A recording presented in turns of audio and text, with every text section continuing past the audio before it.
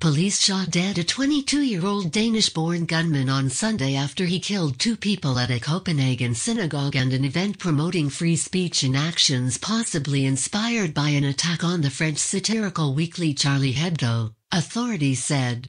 Spy Chief Jens Madsen said the gunman was known to intelligence services prior to the shooting and had probably acted alone.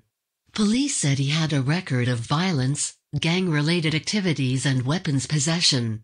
2 civilians, a synagogue guard and a filmmaker, were killed and 5 police were wounded in the 2 separate attacks in the Danish capital on Saturday and Sunday.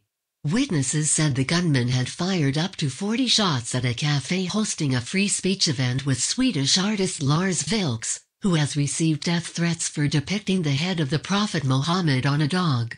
The gunman then moved on to a nearby synagogue where the guard, protecting a young girl's confirmation, was gunned down. On Sunday, thousands of Danes left a sea of flowers by the city's ornate 180-year-old synagogue. "We are a small nation and such things don't happen here," 28-year-old student Frederick Bostrup said, reflecting a widespread sense of shock in a country that prides itself on its reputation for safety and social tolerance. Police cordoned off several sections of a predominantly immigrant neighborhood and took away several people for questioning, witnesses said. Danish media widely reported the gunman to be Omar Abdelhamid El Hussein. Reuters could not confirm his identity and police declined to comment. Danish media said El Hussein had been jailed for stabbing a 19-year-old man in the leg on a Copenhagen train in 2013, and was freed a few weeks ago. Danish authorities have been on alert since Islamist gunmen killed 17 people in 3 days of violence in Paris in January that began with an attack on weekly Charlie Hebdo, long known for its acerbic cartoons on Islam, other religions and politicians.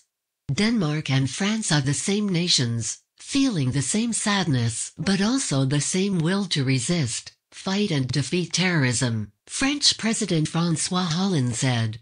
They hit the same targets. They hit what we are, what we represent, the values of freedom, the rule of law, that all citizens, whatever their religion, should be able to enjoy. Madsen said the attacks appeared to have been inspired by the Paris attacks. But police said they did not believe the suspect had received training in jihadist camps in the Middle East. The man had 2 handguns on him when he was killed and the police search later found an automatic weapon that may have been used in Saturday's attacks.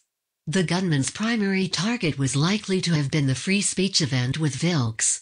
Dozens of bullets were fired in quick succession, probably from an automatic weapon, according to a recording of the event obtained by Danish TV2. Prime Minister Helle Thorning-Schmidt said the attacks were terrorism, but said this was not the start of a war between the West and Islam. When you mercilessly fire deadly bullets at innocent people taking part in a debate, when you attack the Jewish community, you attack our democracy, Thorning-Schmidt said outside the synagogue. We will do everything possible to protect our Jewish community. Denmark became a target of violent Islamists 10 years ago after the publication of cartoons lampooning the Prophet Muhammad, images that led to sometimes fatal protests in the Muslim world. Many Muslims consider any representation of the Prophet blasphemous. Vilks stirred controversy himself in 2007 with drawings depicting Muhammad's head on a dog, triggering death threats. Israeli Prime Minister Benjamin Netanyahu said such attacks were likely to continue, and that Israel would welcome European Jews who chose to move to there. Witnesses said French Ambassador François Aymeré had just finished introducing the café event, entitled Art, Blasphemy and Freedom of Expression, when the assailant opened fire. The venue was heavily guarded by police, who fired back, but the attacker nevertheless escaped.